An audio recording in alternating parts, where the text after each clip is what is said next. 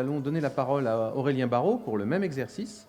Aurélien, qui est en quelque sorte un habitué de la Société alpine de philosophie, qui est intervenu pour notre plus grand bonheur plusieurs fois, dont je rappellerai qu'il est astrophysicien, donc ici à Grenoble, il est professeur à l'université Joseph Fourier, et qui est un spécialiste donc des particules, des trous noirs et de la cosmologie. Alors, il est régulièrement invité dans les plus grands organismes internationaux, et on se souvient, on est plusieurs ici à se souvenir, d'un séminaire Instant Philo, où il arrivait, il débarquait de Princeton, et nous l'avons assailli de nos questions, et nous n'avons pas été déçus des réponses. Alors, cette dimension d'astrophysique voit Aurélien, disons, ce travail d'astrophysicien voit Aurélien largement récompensé et reconnu dans la communauté savante internationale, puisqu'il a obtenu en 2006 le prix international Bogolyubov de physique théorique. Il est depuis 2009 membre de l'Institut universitaire de France. Il est médaille d'or de l'UJF en 2010 et il est prix européen Jean Thibault de l'Académie des sciences de Lyon en 2012. Alors, cela pour un travail d'astrophysique, mais dont je peux témoigner aussi qu'il est un travail d'authentique philosophe, en particulier tourné du côté, disons, de la compréhension de la démarche scientifique de recherche, donc le travail d'épistémologie, mais aussi tourné du côté de la dimension poétique. Voilà. Il y a véritablement une recherche en termes esthétiques chez Aurélien, qui se pose beaucoup de questions à ce propos, ce qui n'est pas sans lien avec l'épistémologie. Alors, quant aux ouvrages parus, il a, par exemple, publié avec Daniel Parocchia Forme et origine de l'univers en 2010, avec Patrick Gigère, Mac Kissler et Jean-Philippe Usan, un ouvrage qui s'appelait Multivers en 2010, qui confine à la science-fiction à certains égards, avec des spécialistes de science-fiction comme Patrick Gigère, par exemple. Et avec Jean-Luc Nancy, Dans quel monde vivons-nous, donc en 2011. Et puis tout récemment, un ouvrage qui est sur les tables, Big Bang, et le Big Bang est au-delà. Voilà, alors Aurélien, donc je te transmets le micro en te soumettant au même exercice. Merci. Donc il est vrai que pour moi, l'expérience commence avec la découverte du logo de la Société alpine de philosophie. Je trouve que ce carré gris clair sur fond blanc, une sorte de Néo-Malevitch, je ne sais pas encore si c'est un objet esthétique ou artistique, mais je veux dire qu'il m'intrigue beaucoup.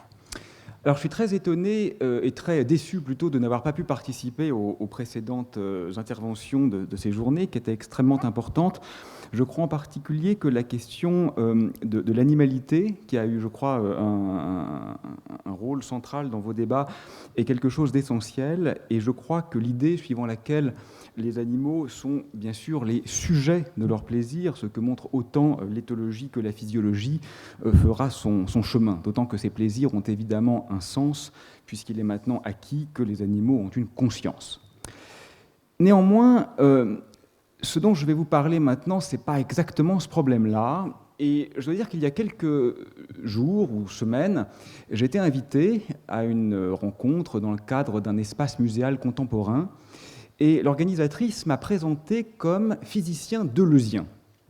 Alors, j'avoue que j'en ai été assez étonné. Je m'ignorais cette qualité ou cette qualification. Alors, physicien un peu, oui, ça je savais. Deleuzien nettement moins. Mais finalement, à la réflexion et dans le cadre de notre entrevue d'aujourd'hui, je crois que ça peut faire sens. Parce que ce qui effectivement m'intéresse et m'attire beaucoup chez Gilles Deleuze, c'est cette philosophie du désir. C'est cette manière de penser une sorte de prééminence du désir, c'est-à-dire de donner un sens et une légitimité au désir, indépendamment d'une tension vers la satisfaction d'un plaisir. Ça, c'est un processus qui, chez Deleuze, est un processus de production, sans extériorité, dans un programme qui est à la fois immanentiste et naturaliste. Et ce qui est important, c'est que chez lui, le désir crée du réel. Le désir est un processus de production du réel. Le réel qu'on affronte ne préexiste pas complètement au désir que l'on projette sur lui. Ce qui est d'ailleurs très en écho avec la vision foucaldienne, d'un désir qui est très socialement déterminé. Rien n'est plus local, contingent et historique que les modes de nos désirs. Alors, peut-on penser un désir sans horizon du plaisir ? Alors, comme l'a rappelé Thierry, il se trouve que travaillant sur les trous noirs, je connais bien à la fois l'attirance et le danger que peut représenter un horizon. Ne pas s'en approcher trop près, au risque d'encourir un voyage à sens unique. Et effectivement, je crois qu'il y a ici quelque chose de la désubstantialisation du plaisir, en quelque sorte, c'est-à-dire du transfert des prérogatives du plaisir vers le désir, qui vaut en tant que tel, qui a effectivement pour moi un sens très clair. Un sens clair parce que je crois qu'il s'agirait d'une sorte d'esthétique de l'incomplétude et de l'insatisfaction. De l'incomplétude parce que le réel est trop vaste.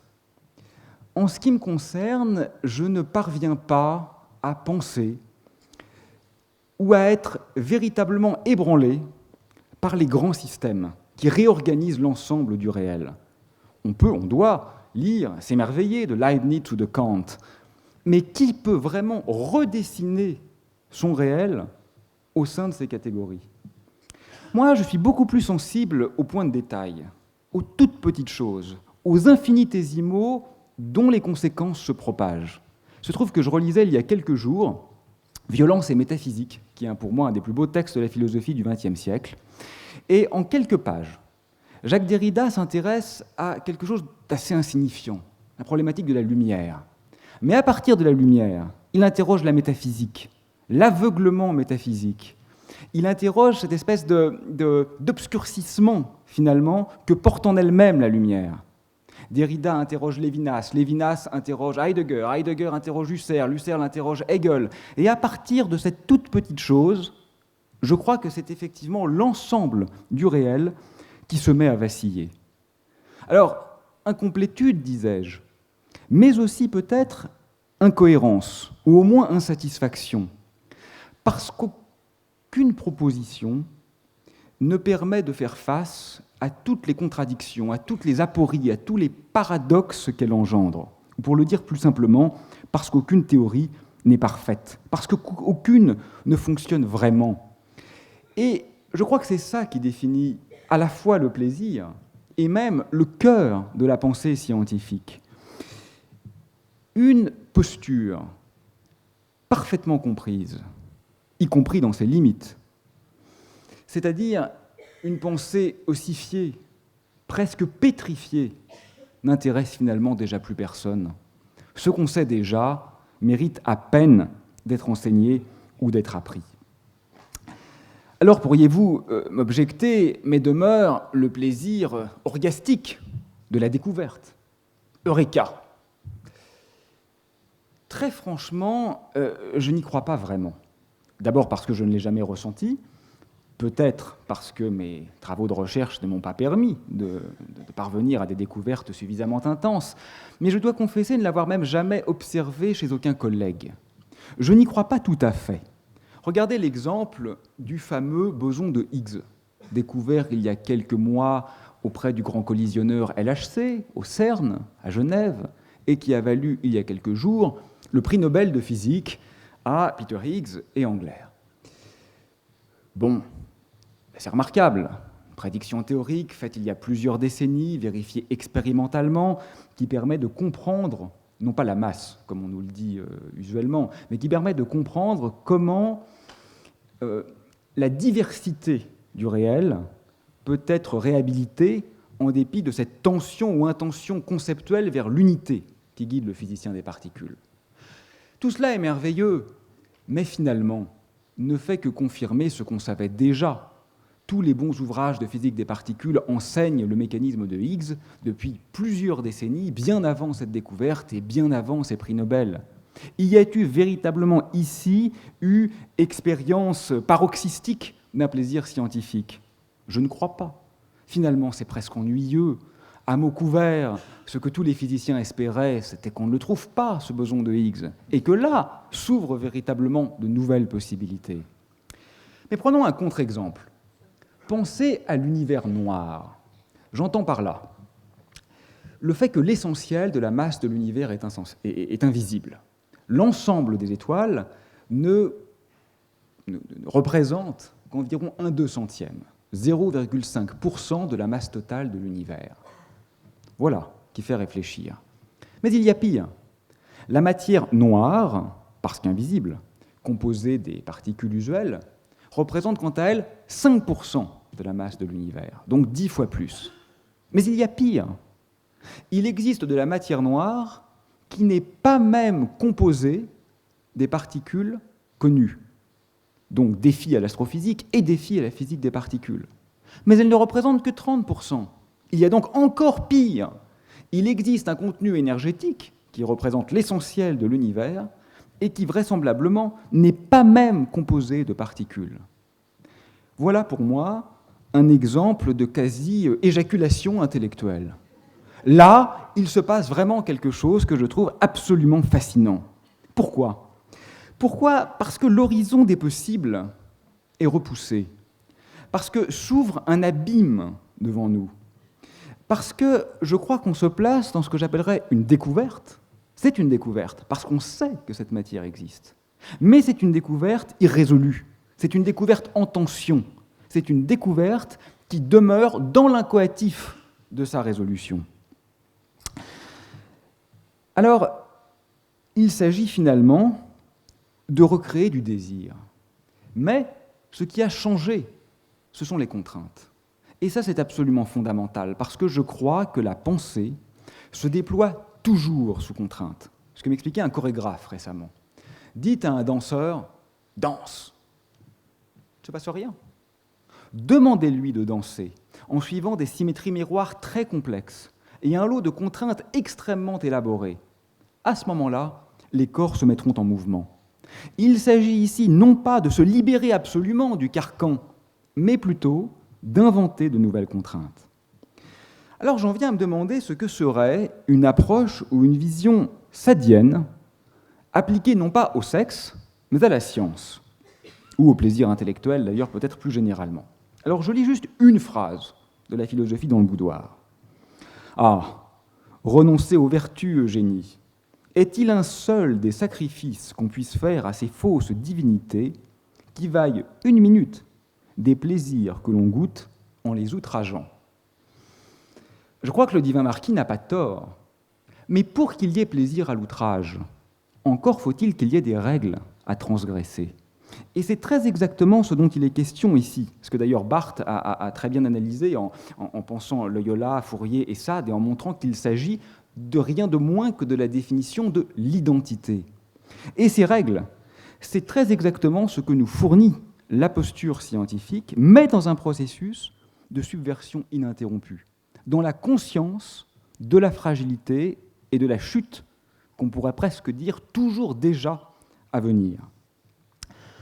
Alors vous savez, les étudiants en physique, quand ils arrivent à l'université par exemple, sont souvent un peu perdus. Quel lien, quelle cohérence, quel rhizome, puisqu'il paraît que je suis deleuzien, peut-on reconstruire entre tout ça ? La physique nucléaire, la physique des particules, l'électromagnétisme, la thermodynamique, la mécanique, et cette terrible physique quantique qu'on ne parvient pas à réconcilier avec la relativité. Autrement dit, peut-on penser dans ce chaos, dans ce chaosmos, devrais-je dire ? Eh bien, c'est un peu la même histoire en philosophie, finalement. Quel lien doit-on tisser entre Platon et Derrida, entre Aristote et Deleuze, ou même en philosophie contemporaine, entre Foucault et Quine, pour prendre 2 auteurs qui ont écrit des livres dont les titres sont quasiment identiques et dont les contenus n'ont absolument rien à voir ? Eh bien, je crois, et je dois d'ailleurs dire que c'est à Thierry Ménissier que je dois cette vision, qu'il faut apprendre à vivre avec, mais non pas sur le sens d'une résignation, certainement pas, sur le sens d'un apprentissage de la jouissance de cette irréconciliation fondamentale, non pas des champs disciplinaires, mais des différentes tensions qui structurent ces différents champs disciplinaires eux-mêmes. Guattari, le compère de Deleuze, parlait de ce moment, finalement, où ça ne marche plus du tout, où ça se détraque, où les phrases foutent le camp, où les mots s'effritent, où l'orthographe prolifère. Je crois que c'est là qu'effectivement, la pensée peut commencer à se réexercer à nouveau. Je crois finalement que la science, c'est un peu, au moins quand elle procure du plaisir, une tension, irrésolue donc, entre d'une part une liberté presque démiurgique de l'acteur. Je prends un exemple trivial. La Terre est attirée par le Soleil. C'est ce que nous apprend Newton, par une force proportionnelle à l'inverse du carré de la distance. Mais je peux dire que la Terre est repoussée par un fantôme du Soleil qui se trouve de l'autre côté. Ces deux théories conduisent exactement aux mêmes équations du mouvement. Scientifiquement, elles sont indiscernables. Mais incontestablement, leur contenu ontologique n'a rien à voir. Rien à voir. Je ne peux les distinguer que sur des critères qu'on pourrait dire esthétiques, ou, plus généralement, je crois, sur le plaisir que m'apporte leur énonciation. Alors, tension, disais-je, entre d'une part cette démiurgie, mais d'autre part, un jeu de contraintes extraordinairement violent. Le réel s'impose à nous. Le grand collisionneur du CERN n'a en réalité pas été construit pour découvrir le boson de Higgs. Il a essentiellement été construit pour découvrir la supersymétrie, qui serait un lien extrêmement élégant entre le monde des forces et le monde des corps, entre les interactions et les objets. Et sachez qu'à ce jour, la supersymétrie n'a pas été découverte. Nous avons investi des décennies d'intelligence et des milliards d'euros pour découvrir ce que tous les théoriciens supposaient et qui s'est avéré, au moins en l'état actuel des découvertes, inexact. La nature s'est rappelée à notre bon souvenir. Et je crois que c'est finalement ça le cœur de la réjouissance. J'y verrais une sorte, non pas de supplice, mais de délice de Tantale. Dès lors que la théorie ultime, qui constituerait finalement l'achèvement, et donc la chute de la science, semble à portée de main, elle se dérobe. L'exemple, je crois, le plus paradigmatique de cette situation s'est révélé en physique des particules il y a quelques décennies. Unification de l'électricité et du magnétisme, puis unification de l'électromagnétisme avec la force nucléaire faible. Il devint évident qu'il fallait unifier avec la force nucléaire forte. Le petit groupe mathématique qui permet cette entourloupe se nomme SU5. SU5 fait partie des théories qui ne peuvent pas être fausses, trop évidentes, trop élégantes, trop prédictives. SU5 fut néanmoins, pour la beauté du geste, mise à l'épreuve de l'expérience. Et comme vous l'imaginez, SU5 fut infirmé. Ça ne marche pas. C'est faux. Quelque chose ici s'impose de l'extérieur. La nature, naturus au féminin natura, du verbe latin nascor, sa racine. La nature, c'est l'éternelle nouvelle naissante, c'est le processus de naissance lui-même. C'est peut-être donc l'inassignable ou l'incompréhensible par définition.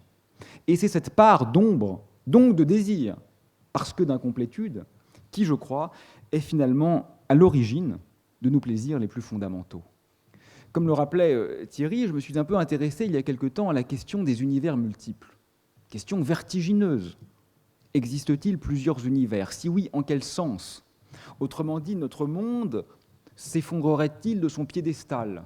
Devrait-il être réinterprété comme un îlot dérisoire et contingent dans un vaste multivers? Donc la question, n'en déplaise à Leibniz ou Heidegger, n'est peut-être plus pourquoi y a-t-il quelque chose plutôt que rien, mais pourquoi une telle diversité et non pas une vaste uniformité? Eh bien, aujourd'hui, la situation est tendue. Elle est tendue parce que le modèle pose question. Est-il encore scientifique? D'un certain point de vue, il l'est. Il souscrit, il est encore en accord avec les règles du jeu, parce que je peux infirmer les théories qui le prédisent. D'un autre côté, il n'est plus vraiment scientifique, parce que je ne peux pas les observer, ces univers invisitables. Et là, je suis au cœur d'une tension. Je suis dans l'instant d'une redéfinition des règles du jeu. Voilà, donc je vais peut-être m'arrêter là, j'avais d'autres exemples en tête, mais je crois qu'il faut laisser le temps de la discussion. Bon, alors peut-être un ou deux autres exemples. Rapide, ne vous inquiétez pas. Finalement, prenons une analogie musicale. Pensons un instant les variations Goldberg de Jean-Sébastien Bach, où avant de réentendre l'aria initiale, dans l'aria da capo, il aura fallu en passer par d'innombrables variations sur un même thème, comme autant de modes possibles de l'esprit humain. Il faudra presque épuiser le sens avant de réentendre une mélodie qui aura, après le détour par ces variations, acquis un tout autre sens. Qu'est-ce que ça signifie dans le champ scientifique ? La Lune tournait autour de la Terre. La Lune tourne toujours autour de la Terre. Mais chez Newton, elle était attirée par la force gravitationnelle. Chez Einstein, il n'y a plus de force. La Lune avance en ligne droite, dans l'espace, courbée par la présence de la Terre. Le phénomène est le même. L'aria et l'aria da capo sont identiques du point de vue des notes de la partition. Mais la manière dont ils résonnent a été strictement déportée par le cadre dans lequel on les a émissés. Et ce qui est important pour moi, le lieu du plaisir, c'est-à-dire donc au sens où je l'ai défini, du désir, c'est précisément l'instant où on fait violence au paradigme en cours. C'est-à-dire que c'est quand la bascule n'a pas encore eu lieu. C'est quand on est encore dans le monde de Newton, mais que la nécessité du monde d'Einstein se fait sentir. En ce qui me concerne, je travaille en ce moment sur des modèles de pré-Big Bang, issus de théories de gravitation quantique. Ces théories sont très spéculatives. Nous n'avons aucune indication sérieuse quant à leur viabilité. Nous n'avons que des intuitions mathématiques et physiques. Il est donc probable, en toute modestie, que ces théories soient inexactes, mais nous pensons qu'elles méritent d'être étudiées. Mais quand je parle de pré-Big Bang, là, je ressens ce plaisir quasi sadien, ce plaisir du sacrilège, ce plaisir du saccage presque du monde que je quitte. Parce que précisément, ce que nous ont enseigné tous les physiciens depuis près d'un siècle, c'est que le pré-Big Bang est un impensable. Ce qui est vrai dans le cadre du monde d'Einstein. C'est un peu comme chercher le nord du pôle Nord. Il n'y a plus rien au nord du pôle Nord. Il n'existe pas d'avant Big Bang. Mais en subvertissant, c'est-à-dire en développant le modèle considéré, je peux, sans m'extraire encore du vieux paradigme, lui faire violence jusqu'à le pousser dans ses retranchements. Et là, je crois qu'il y a quelque chose, effectivement, d'un plaisir voluptueux. Merci.